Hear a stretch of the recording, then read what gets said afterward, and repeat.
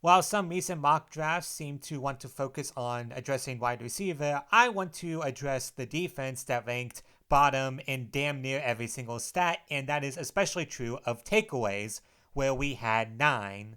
Hence the name of this whole series, Ballhawks, where I'm trying to find guys that can get takeaways on defense for the Buccaneers. I've looked at Jahdae Barron and I've looked at Braden Swinson, and I've decided to stay in the SEC and also Texas and look at Andrew Mukuba, the safety coming from, well, Texas. Safety probably doesn't jump out as an immediate area of concern, and I would agree that it's not the biggest need that the Bucks need to address on defense. However, I think Mukuba would be good for the secondary and would add some much needed depth to a somewhat depleted group, especially if Antoine Winfield misses time again, which I'm not saying he will. However, history would suggest that he will miss at least a few games, and you should honestly expect most DBs to miss at least a few games in a season. Like I said, it's not the biggest area of need. However, I would say safety depth is an area that should be addressed, and an easy way to do that is to get a playmaker in the draft. Now, Mukuba typically lines up at deep safety, and he had over 500 snaps at deep safety in 2024, and he works best in zone coverage schemes, which is good for the Buccaneers, as he has 5 interceptions running mostly zone, and he usually looks back at the quarterback to try to make plays on the ball. Much like Barron, the thing that I like most about Mukuba is the fact that he has really good instincts. He has a knack for getting turnovers because he's constantly looking back at the quarterback. However, the other reason I like him is that he has incredible speed and a willingness to lay the boom, so to speak. There are a lot of clips where he just lowers his shoulder and absolutely destroys whatever offensive player is coming towards him. He loves running downhill, and God help those who are running against him if he gets going. He also has incredible closing speed, which he uses quite a bit to force incompletions by basically baiting quarterbacks into making the throw by hanging back a little bit, only to then rush in and knock the ball away, or even sometimes get an interception if he gets lucky enough that the ball is slightly off target or it gets tipped off the hands of the wide receiver. The other thing I've been thinking about if one were to draft Mukuba is if the Bucks would be lucky enough for Jahdae Barron to fall to them and they actually end up picking him, you could get the immediate connection between Barron and Mukuba, even if they only played one season together.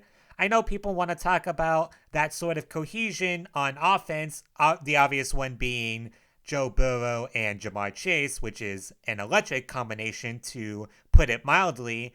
However, I would also say that it can work on defense, and having two guys in the secondary that know each other's strengths and weaknesses can be a boon.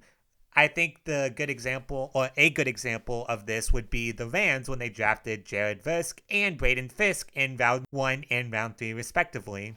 Like I said, I really like him as a prospect as he just has a lot of the tools and instincts that you want in an NFL defender.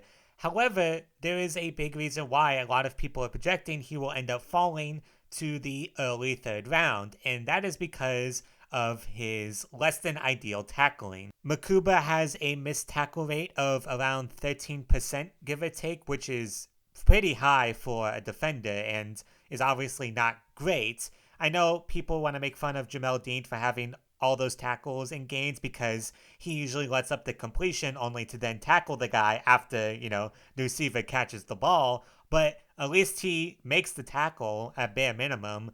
Part of the reason for the missed tackles is the fact that he is slightly undersized at 6 foot and only 190 pounds, plus a below average wingspan. And I swear I don't only look at undersized DBs for the Buccaneers. It's just a coincidence that it keeps happening. But it also doesn't help that he tackles at the ankles a lot of times, which just results in offensive players breaking them.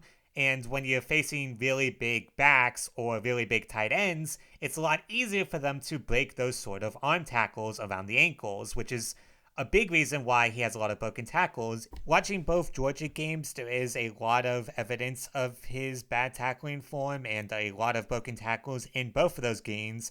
Although I will say those games do also have a lot of his good attributes and a lot of his good play, it's honestly a pretty good idea of who he is as a player, which is it demonstrates his breaking speed or his closing speed, his ability to lay hits on offensive players, and also, the bad, like, again, the broken tackles. So, yeah, the Georgia games are a prime example of who he is as a player. And one thing from those games that I haven't talked about yet is his blitzing ability and the fact that he is usually pretty good at timing up when to rush at the quarterback. And I saw a few plays where he got close to hitting Beck or did actually manage to hit Beck. One of those plays, he was being held the whole time and looks like he was just dragged to the ground by his jersey, but he still managed to get his hand on Carson Beck. So I was very impressed with that. And like I've talked about before, if you're drafted to the Buccaneers, one thing that you have to be especially good at on defense is being able to blitz, because Todd Bowles blitzes like I breathe air. At the end of the day, Mukuba is a really good mid-round draft pick, especially for a team like the Buccaneers who are looking for any healthy bodies to fill in at defense. He's improved every single year that he's been in college and proved himself against really elite SEC competition. I like what he's shown in terms of his instincts and his ability to break on certain passes. It's just a matter of working on his tackling technique, which is a very fixable problem if you have the right coaching staff, which I think the Buccaneers do. But as always, let me know what you guys think, if you like him for the Buccaneers or if you don't, and where you think he should be drafted.